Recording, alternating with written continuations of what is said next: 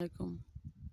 আমি সৌদি আরবে ভাই ও বোনদের বলতে চাই যে আপনারা প্লিজ দয়া করে আপনার ফ্যামিলির সাথে কথা বলেন, ফ্যামিলির সাথে সময় কাটান।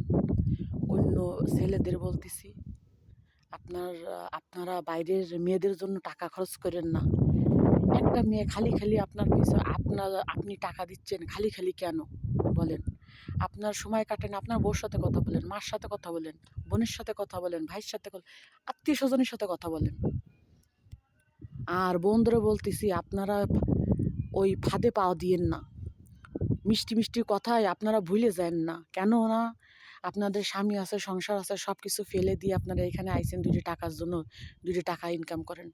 আমার দেখাচ্ছ কি এমনও একটা মেয়ে আছে যে ১০ বছর বিদেশ করেছে কিচ্ছু করতে পারিনি। না তার ব্যাংকে ৫ লাখ টাকা আছে, না ১ বিঘে জমি আছে। আপনারা এটা করেন না প্লিজ দয়া করে। আর আমার কথায় যদি আপনাদের কারোর জন্য কষ্ট মনে হয় সেজন্য মাপ চাচ্ছি।